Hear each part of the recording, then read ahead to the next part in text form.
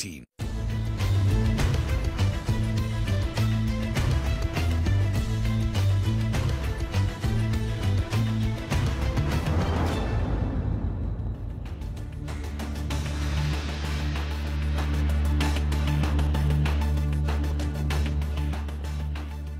India's Monetary Policy Committee meets this Friday after an unexpectedly hawkish guidance from the US Fed.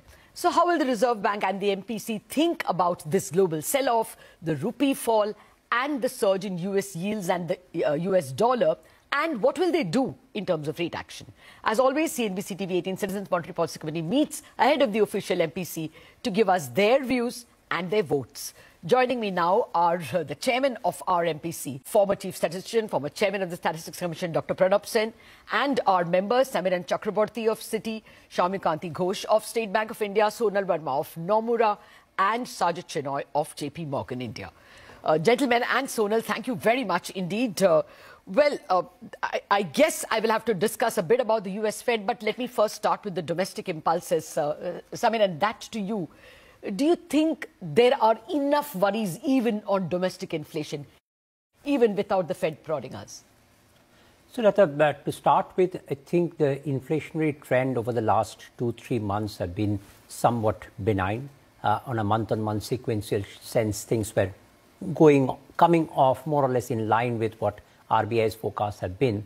But what has changed a little bit now is that the Kharif crop advance estimates show that production will be significantly lower compared to last year. 4 million tons or something. Yes, so that's now feeding into the cereals inflation, particularly rices and pulses. We are already seeing the month-on-month increase to be almost the highest in a decade for cereals.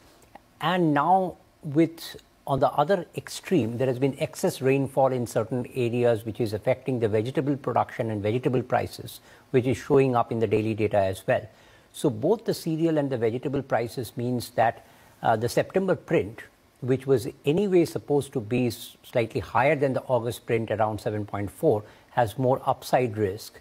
And in consequence to that, the risk of the March inflation being lower than 6%, there is a risk that that might not actually happen.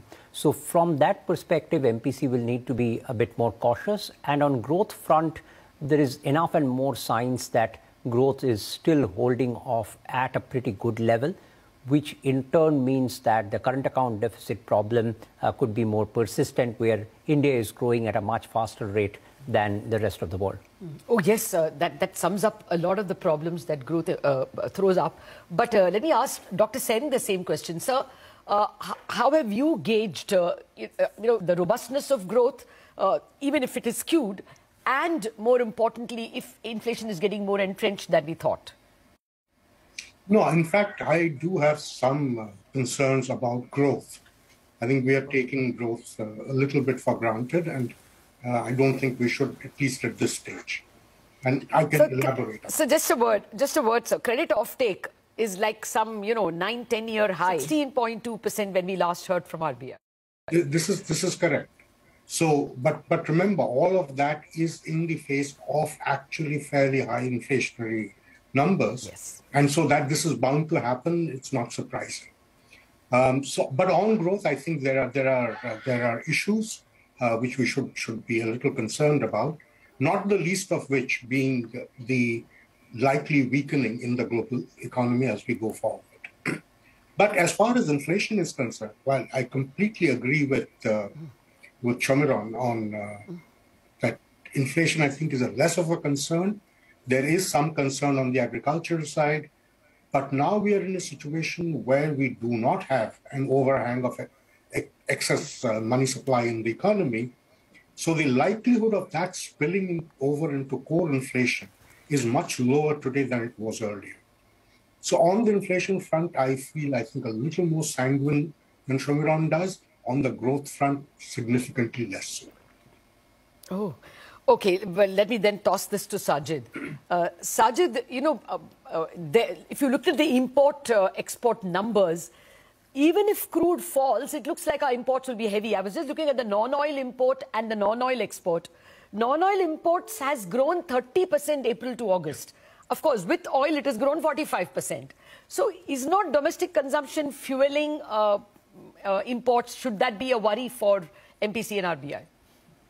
So, Lata, I think it's important to just step back and look at the global backdrop here, because for the last 2 years, emerging markets have correctly been focusing on trying to alleviate the scars of the pandemic, providing as much support to growth and consumption as possible, both fiscal and monetary.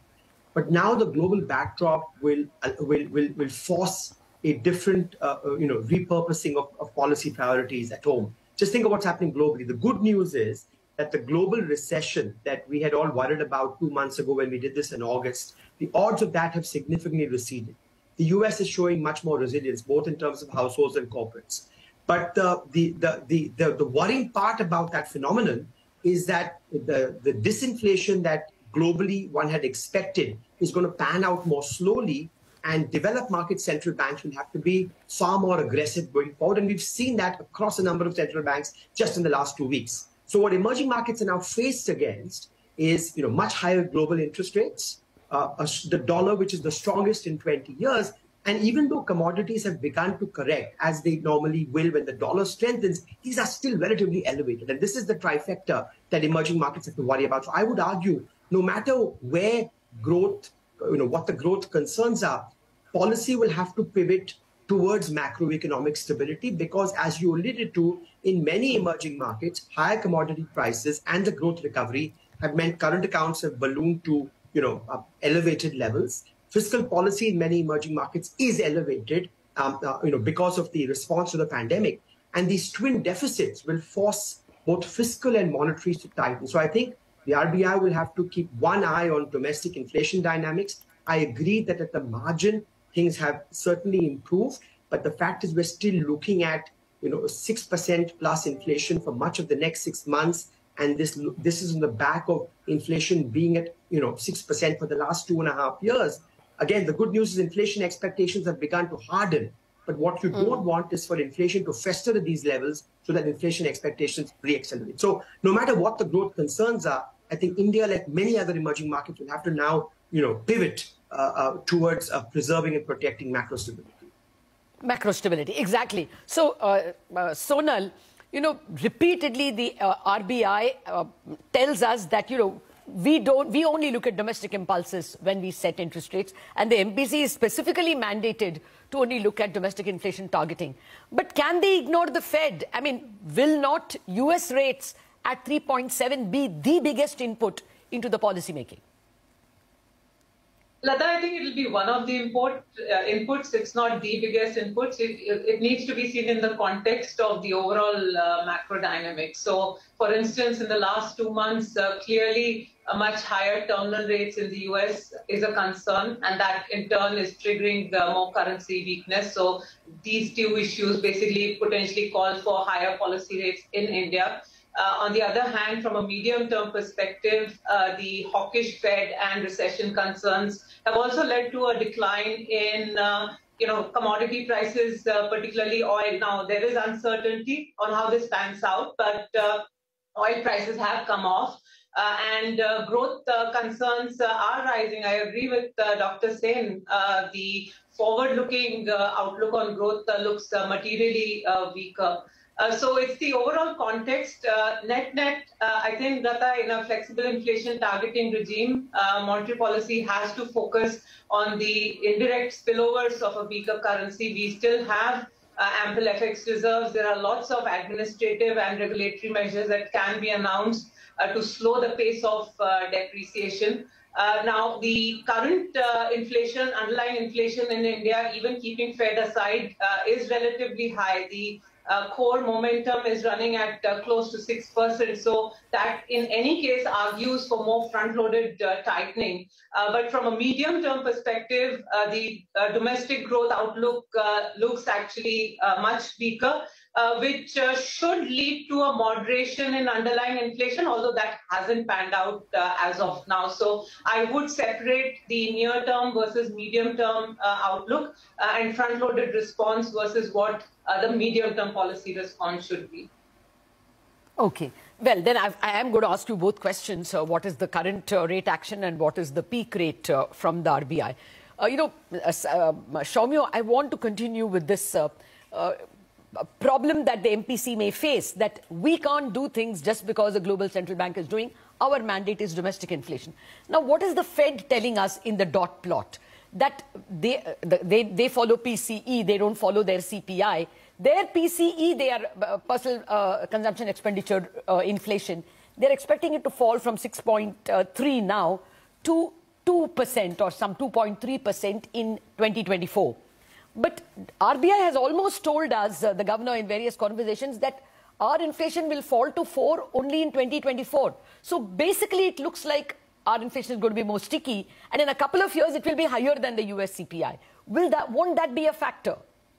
No, I think, Lata, the bottom line is that if you actually look into the US Fed policy rate, assuming it goes to 5% as the Fed is saying, and if you look into the Fed CPI data, I think by the middle of next year, it is most likely that the Fed fund rate will be higher than the US CPI rate. So that will give some sort of a respite. But for the Indian context, I think the inflation trajectory currently shows that possibly 4% looks quite a difficult target to achieve in 2023. Maybe we can try that in 2024, because that will means a lot of disinflating the economy, which may not be an ideal case scenario for both the central bank and also the government. Because I think when growth has just picked up, I think maybe trying to take inflation quickly down to 4% may not materialize. So in that sense, I think the RBI will continue to be watchful.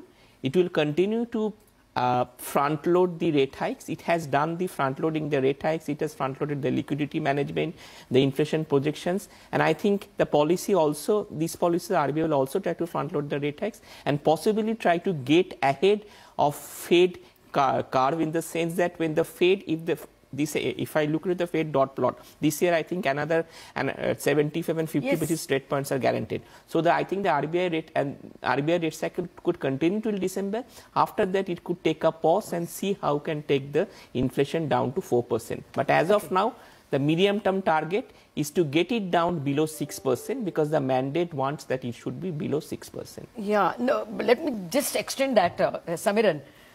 Don't you think the Reserve Bank has an immediate need to get to positive real rates?